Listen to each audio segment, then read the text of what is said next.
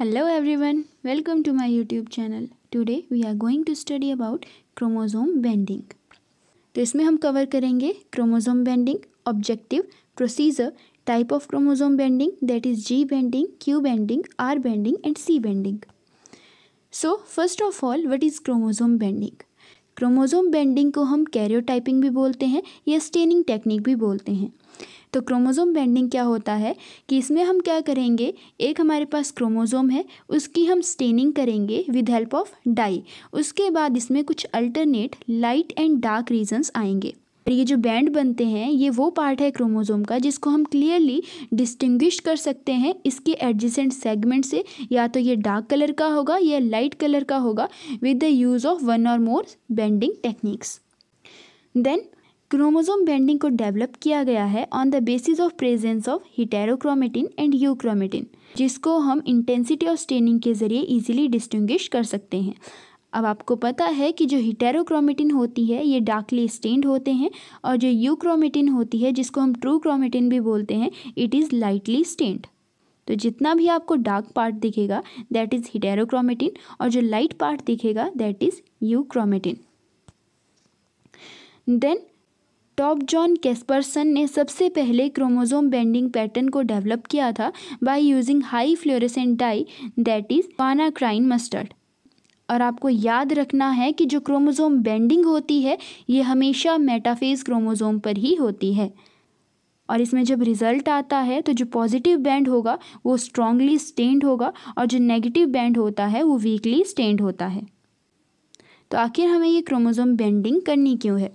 ताकि हमें visible karyotype दिख सकें या हम क्रोमोसोम्स को विजुअलाइज कर सकें. और अगर कोई भी क्रोमोसोमल डिसऑर्डर है हम उसको आइडेंटिफाई कर सकें, chromosome number, size and shape को भी देख सकें. तो उसके लिए क्रोमोसोम बेंडिंग बहुत ही ज़्यादा ज़रूरी है क्योंकि अगर हमें क्रोमोसोम दिखेगा तभी तो हम इन चीज़ों को देख पाएंगे. Then procedure of chromosome banding. तो सबसे पहले हमारे पास कोई भी जो सेल था उसको हम आइसोलेट कर लेंगे, ठीक है. फिर उसके बाद हमारे पास एक कल्चर मीडिया है, साथ में इसमें माइटोटिक पॉइजन होता है दैट इज़ कॉल्चिकाइन. इसमें हम उस सेल को डाल देंगे, यहाँ पे ही सेल डिवीज़न होगा. उसके बाद जो मेटाफेज स्टेज होगी वहाँ पे सेल डिवीज़न अरेस्ट हो जाएगा क्योंकि क्रोमोसोम बेंडिंग कहाँ होती है, सिर्फ मेटाफेज स्टेट पे, ठीक है. फिर उसके बाद जो क्रोमोसोम होंगे वो वेल कंडेंस्ड हो जाएंगे. देन हम उनकी डाई के साथ स्टेनिंग कर देते हैं. फिर उसके बाद हमें अलग अलग उसमें पैटर्न दिख जाएंगे, जैसे कि यूक्रोमेटिन आ गई जो कि लाइटली स्टेन्ड होगा, हेटेरोक्रोमेटिन दिख जाएगी जो कि डार्कली स्टेन्ड होगा, या हम इसी तरह से इसमें पॉजिटिव या नेगेटिव स्टेन देख सकते हैं. Then types of chromosome banding. तो क्रोमोसोम बेंडिंग 4 तरह से होती है, G banding, Q banding, R banding and C banding. तो सबसे पहले हम करेंगे जी बेंडिंग.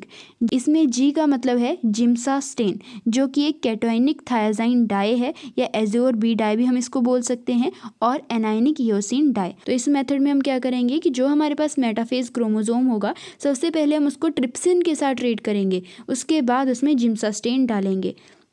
तो इसमें क्या होता है, जो 80 रिच रीजन होता है वो डार्क पर्पल कलर का हमें दिखता है. तो इसमें जो हेटेरोक्रोमेटिन रीजन होता है वो एडेनिन थायमिन रिच रीजन होता है और उसमें ज़्यादा डार्क स्टेन आता है इन द जी बेंडिंग. और जो लेस कंडेंस्ड क्रोमेटिन होते हैं दैट इज़ यू क्रोमेटिन जो कि गुआनिन साइटोसिन रिच रीजन आ गया, वो ट्रांसक्रिप्शनली ज़्यादा एक्टिव होता है जिसकी वजह से उसमें जिम्सा स्टेन कम आता है और इसमें हमें लाइट बैंड्स दिखते हैं.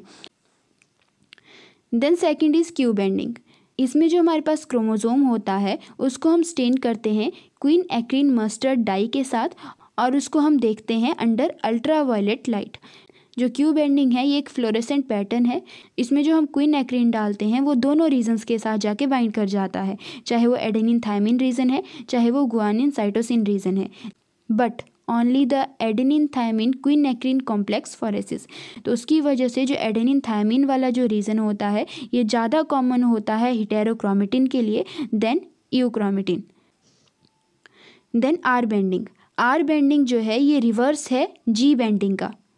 इसमें हमारे पास जो भी स्लाइड होगी उसको हम इंक्यूबेट कर देते हैं हॉट फॉस्फेट बफर के साथ और उसके बाद उसको जिम्सा डाई का ट्रीटमेंट दे देंगे.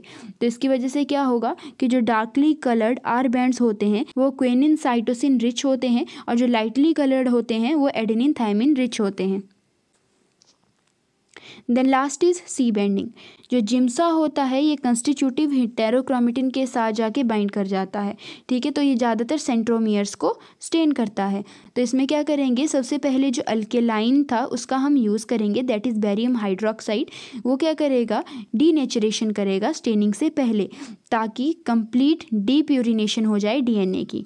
उसके बाद हम उसको जिम्सा सॉल्यूशन के साथ स्टेन करते हैं, जिसमें कि मिथाइलिन एजर होगा, मिथाइलिन वायलेट होगा, मिथाइलिन ब्लू होगा एंड इओसिन।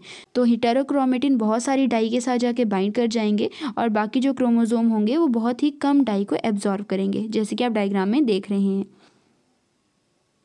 तो अब हम इसको समराइज कर लेंगे। तो सबसे पहले आ गया क्यू बेंडिंग। तो इसमें क्या होगा, जो एडेनिन थायमिन स्पेसिफिक फ्लोरोक्रोम्स होते हैं, जैसे कि क्यून एक्रीन एंड 4' आ गया, और दूसरा आ गया 6 डाई अमाइडिनो 2 फिनाइल इंडोल, ये डीएनए के साथ जाके स्पेसिफिकली बाइंड कर जाएंगे। तो ये ज़्यादातर होती है रेप्टाइल्स में, बर्ड्स में, मैमल्स में। फिर आ गई जी बेंडिंग। जो जी बेंडिंग होती है, इसमें जो जिम्सा स्टेन होती है, ये इंक्यूबेशन के बाद हम इसको वार्म सोडियम क्लोराइड और सोडियम स्टीरेट में डालते हैं या ट्रिप्सिन में डालते हैं। तो ये होती है फिश में, एम्फीबिया में, reptiles, birds and mammals. Then आ गई आर बेंडिंग। इसको भी हम जिम्सा स्टेनिंग देते हैं, लेकिन पहले उसकी इंक्यूबेशन करते हैं हॉट बफर में। तो ये होती है मैमल्स के केस में।